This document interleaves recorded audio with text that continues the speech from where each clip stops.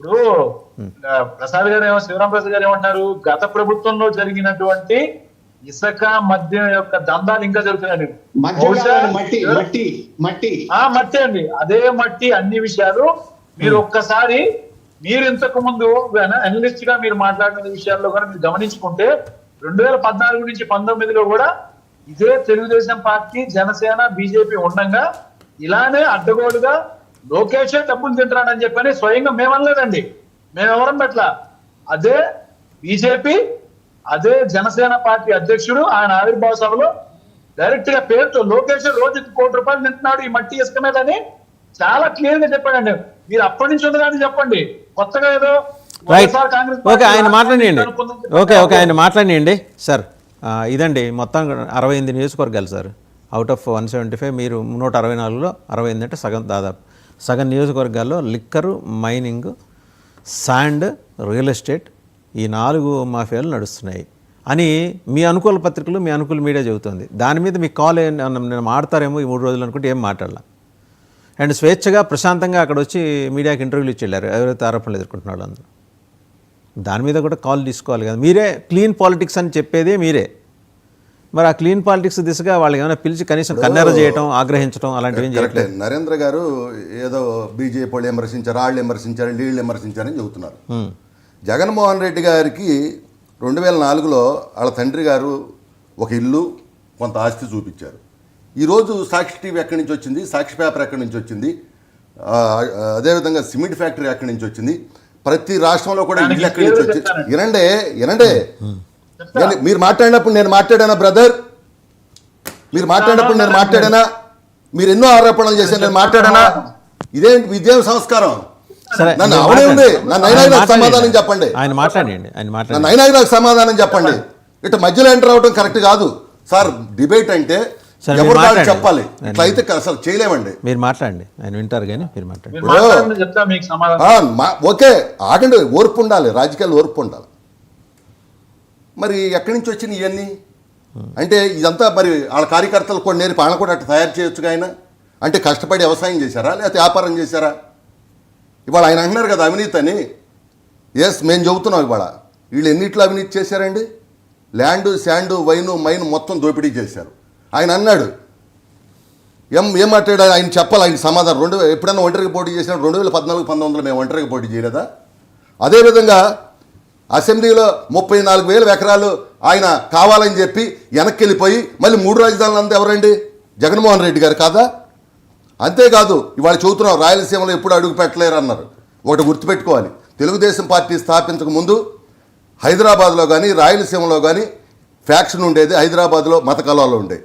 మరి అలా ఫ్యాక్షన్ ఉన్న చోట మొట్టమొదటిసారిగా రక్తం పారినటువంటి రాయలసీమలో సాగునీటిని పారింపజేసి వ్యవసాయ రంగం కావచ్చు, పారిశ్రామిక రంగం కావచ్చు, అదేవిధంగా వ్యాపార రంగం కావచ్చు, హార్టికల్చర్ కావచ్చు, బ్రహ్మాండంగా పుంతలు తొక్కించి అక్కడ ఎవరైతే కత్తి పట్టిన చోట కలం పట్టించి రాయలసీమని రతనాల సీమ చేసింది తెలుగుదేశం పార్టీ. ఆనాడు ఎన్టీఆర్, ఈనాడు చంద్రబాబు నాయుడు గారు. ఒక కియా పరిశ్రమ వల్ల అక్కడ ఆ జిల్లాలో ఏ విధంగా పారిశ్రామికరణ జరిగిందో ఇవాళ మనం చూసాం. మరి తెలుగు గంగను పారింపజేశాం. అంతేకాదు ఆనాడు 2014-19 మధ్యన 68,293 కోట్లు వ్యవసాయ రంగానికి ఖర్చు పెడితే ఒక్క రాయలసీమకే 12,491 కోట్లు మేము ఖర్చు పెట్టాం. కావాలంటే తీయమనండి, రికార్డు తీసుకోమనండి, చూసుకోమనండి.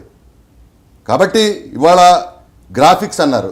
గ్రాఫిక్స్ అంటే మీరు ఎక్కడ కూర్చుని పరిపాలన చేశారు 5 ఏళ్ళు? అసెంబ్లీ ఎక్కడ కూర్చున్నారు? సచివాలయం ఎక్కడ కూర్చున్నారు? ఒక కిటికేశారు ఇళ్ళు, పోలవరాన్ని ముంచేశారు, అదేవిధంగా అమరావతిని చంపేశారు. ఏంటి ఇది చేసింది? 34 ఎకరాలు ఒక మాట మీద ఇచ్చారు. దట్ ఈజ్ నారా చంద్రబాబు నాయుడు గారు. 1 ఎకరం వీళ్ళకి ఇస్తారా చెప్పు, నేను అడుగుతున్నా. వాళ్ళు ఛాలెంజ్ చేసి వీళ్ళకి ఇవ్వలేరు. వీళ్ళు ఏం చేశారు ఈ రాష్ట్రాన్ని చెప్పనండి. 5 సంవత్సరాలు పరిపాలించారు. 5 సంవత్సరాలు వీళ్ళు ఈ రాష్ట్రాన్ని అన్నారు మేము హామీలన్నీ నెరవేర్చామని. ఎక్కడ నెరవేర్చారండి? నేను మద్య నిషేధం చేసినాక ఎన్నికలకు వెళ్తా అన్నాడు జగన్మోహన్ రెడ్డి గారు. వెళ్ళాడా? మద్య నిషేధం చేశారా? చేయకపోగా ఆ చీప్ లెక్కరు, పనికిరాని లెక్కరు తాగి 30,000 మంది చచ్చిపోయారు. 35 లక్షల మంది కిడ్నీలు, లివర్లో పక్షవాతం వచ్చి. ఇవన్నీ ఓకే. ఇందాక నేను అడిగిన ప్రశ్న వారు కూడా అడిగారు. ఈ ల్యాండ్, శాండ్, మైన్, వైన్ వీటి మీద మీ కాల్ ఏంటి? 68 మంది మీద ఆరోపణలు ఉన్నాయి. వాళ్ళందరూ ప్రశాంతంగాను ఆహ్లాదంగాను వచ్చి అందరితోటి నవ్వుతూ తుడుతూ మాట్లాడి వెళ్ళారు మహానాడులో. అది కనీసం వాళ్ళ నుంచి వివరణ ఏమన్నా అడిగారా మీరు? మీ అనుకూల మీడియా రాసింది, మీ అనుకూల మీడియా చూపించింది. ఖచ్చితంగా అడిగారా వాసుదేవన్ గారు? ఖచ్చితంగా. ఎందుకంటే ఎవరైతే తప్పు చేస్తారో, ఎందుకంటే ఇంత పెద్ద వ్యవస్థలో ఎక్కడో ఒక చోట జరగవచ్చు, ఒక చోట కాదు 65 చోట్ల జరిగింది. మేము అంతా ఇచ్చేస్తున్నాము అని నేను చెప్పట్లా. కానీ ఎక్కడన్నా పొరపాటులు జరిగితే ఖచ్చితంగా కేకేసి చంద్రబాబు నాయుడు గారు మందలించడం అనేది మొదటి నుంచి కూడా మాకు ఉండాలి అలవాటు. అంతేగాని గాలికి వదలటం అనేది మా సిస్టం కాదు, మా సిస్టం కాదు. ఇవాళ ఎక్కడైతే తప్పు జరుగుతూ ఉందో అక్కడ ఇచ్చేస్తున్నాం. ఇవాళ ఇసుక ఉంది, మా దగ్గర ఇసుక ర్యాంపులు ఉండే ఉచిత ఇసుక ఇస్తున్నాం. ఇవాళ ట్రాక్టర్లు ఎవరైనా తోలుకోవచ్చు ఫ్రీగా, లేబర్ ఎత్తేస్తున్నారు ఎవరికి కావాలంటే వాళ్ళు. ఇవాళ ఉచిత కావాలంటే చాలా గతంలో ఉన్న రేట్లకు ఇప్పుడు చూసుకోమనండి.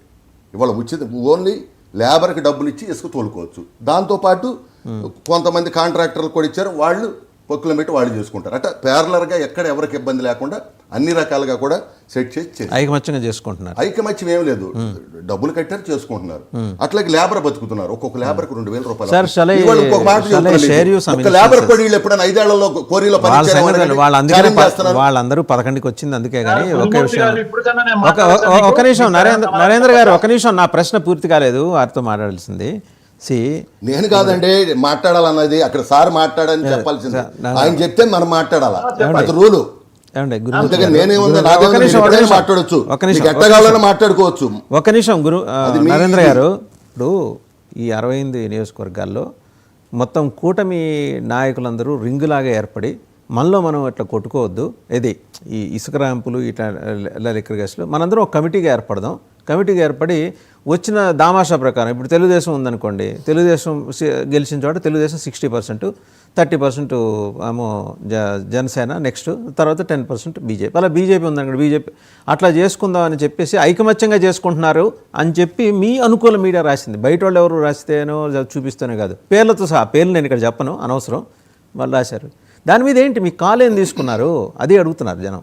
సార్, జనసేన కావచ్చు, తెలుగుదేశం కావచ్చు, బీజేపీ కావచ్చు, ఎవరైనా సరే ఏదైతే రూల్ ఉందో, ఏదైతే మార్గదర్శకాలు ఉన్నాయో వాటికి అతిక్రమించి ఎవరైనా అడ్డగోలుకి వెళ్తే ఖచ్చితంగా అక్కడ పవన్ కళ్యాణ్ గారు కావచ్చు, ఇక్కడ చంద్రబాబు నాయుడు గారు కావచ్చు, అక్కడ బీజేపీ వాడు కావచ్చు, ఖచ్చితంగా కేకేసి మాట్లాడి వాటిని సరిచేసే బాధ్యత మేము తీసుకుంటాం. ఎందుకంటే ఈ విధంగా ఎవరిష్టం వచ్చినట్టు వాళ్ళు చేస్తే ప్రజాస్వామ్య దేశంలో కరెక్ట్ కాదు, రేపు మాకు ఇబ్బంది కూడా. కాబట్టి అలాంటివన్నీ కూడా మేము సరి చేసుకుంటాం. భవిష్యత్తులో వేరే వాళ్ళకి అవకాశం లేకుండా చేసుకుంటాం. ఎందుకంటే అది చేసుకోవాల్సిన బాధ్యత మా మీద ఉంది, ఖచ్చితంగా మేము చేసుకుంటాం. అంతేగాని ఒకళ్ళతో మేము అనిపించుకోవాల్సిన అవసరం ఉంటాయి. పొరపాటు నేను చెప్తున్నా కదా, ఎక్కడ పొరపాటులు జరిగితే దాన్ని సరిదిద్దుకుంటాం. ఎందుకంటే విచ్చలవిడిగా అయితే మా దగ్గర కుదరదు. ఎవరిష్టం వచ్చిన మీకు ఇప్పటికే కొంతమంది ఎమ్మెల్యేల మీద యాక్షన్ తీసుకున్నటువంటి పరిస్థితులు కూడా మనం చూసాం. నాయకులను కూడా కేకేసి మందలించిన పరిస్థితులు కూడా మనం చూసాం. కాబట్టి ఇక్కడ ఒకటి, అది మా బాధ్యత. మా ప్రభుత్వం పారదర్శకంగా వెళ్ళాలి, ప్రజలకు జవాబుదారీగా వెళ్ళాలి అని మా బాధ్యత. అందులో భాగంగానే చెబుతున్నారు కదా, మీరు ఏ హామీలు అమలు చేయలేరని. మరి ఫెన్షన్ వాళ్ళకి 5 ఏళ్ళు పట్టింది 1000 రూపాయలు ఇవ్వటానికి, మాకు 5 రోజులే పట్టింది 1000 రూపాయలు ఇవ్వటానికి. ఇవాళ దీపం పథకం ఇచ్చాం, డిఎస్సి పిలిచాం. రైట్, నరేంద్ర గారు మాట్లాడతారు. ఓకే అండి నరేంద్ర గారు, నవ్ యూ కెన్. ఏమండి, ఆయన అంటున్నారు కదా, జగన్మోహన్ రెడ్డి గారికి ఒక ఇల్లు ఇచ్చారు, ఇస్తే ఏం వ్యాపారం చేశారు, ఏం చేశారని చెప్పని. దానికి ఒకటే ఒక లైన్ లో చెప్తాను మీకు.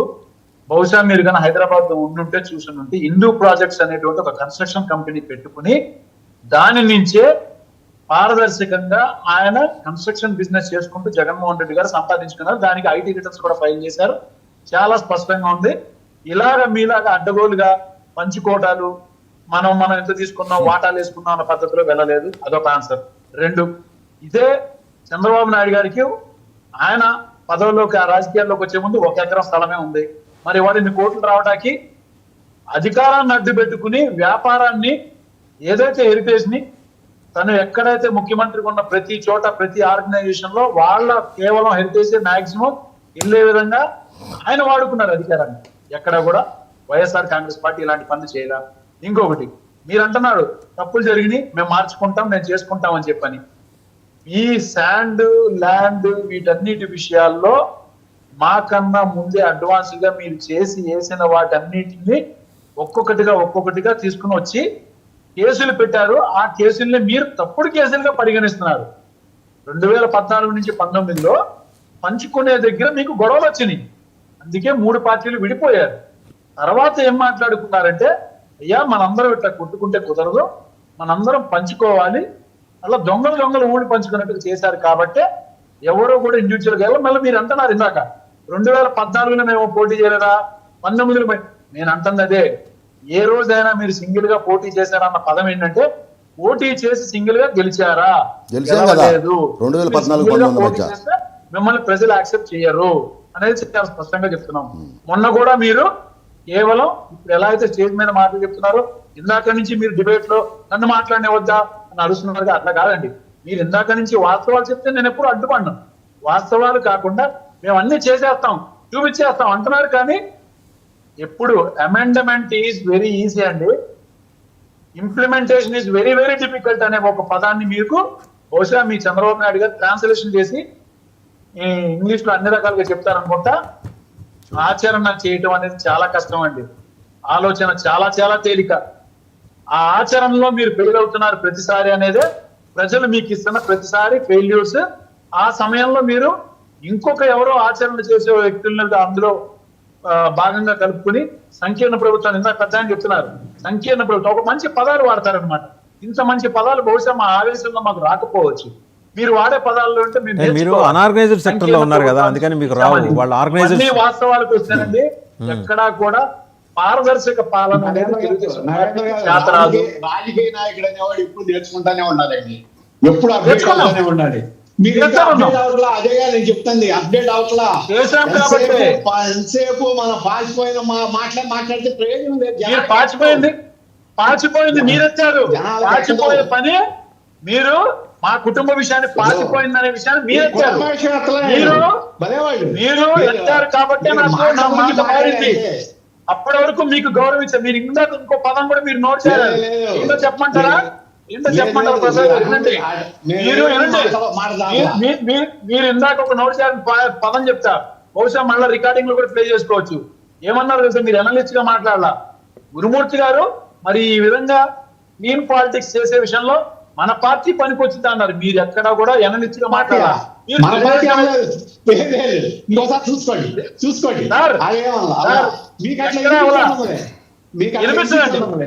ఇది రికార్డ్ అయింది, సార్. అరగంటలో రికార్డ్ అయింది. మీరు విని మన పార్టీ అన్నారు, అప్పుడే అర్థమైంది మీరు ఏ పార్టీ తరపు నుంచి మాట్లాడుతున్నారు. మీరు ఒకసారి ఇది ఒక అలవాటు అర్థమైంది ఈ పార్టీ అనే విషయం. కాదు, అందరూ అలవాటు అయిపోయింది. నరేంద్ర గారు ఎనలిస్ట్ కూర్చుంటే మాడితే వాళ్ళు అంటారు, వాళ్ళ తరఫున అలవాటు అయిపోయింది. రైట్ అండి, రైట్. మహానాడు అందించిన ఉత్సాహంతో దూసుకెళ్తున్న తెలుగుదేశానికి అభినందన తెలియజేస్తూ thank you very much Venkata Gurumurthy గారు, నరేంద్ర గారు, జనసేన సుజాత గారు అండ్ లింగమనేశ్వరం ప్రసాద్ గారు, అందరికీ ధన్యవాదాలు. సో చూసాం కదా, ఒక ట్రబుల్ షూటర్ గట్టిగా రంగంలోకి నిలబడితే ఎలా ఉంటుందనేది 3 రోజుల మహానాడు వేదిక మీద నుంచి మనం చూసాం. ఎస్, దేర్ ఆర్ ఇష్యూస్, ఖచ్చితంగా ఆయన అడ్రస్ చేస్తారు అనే ఆశాభావం అయితే వెంకట గురుమూర్తి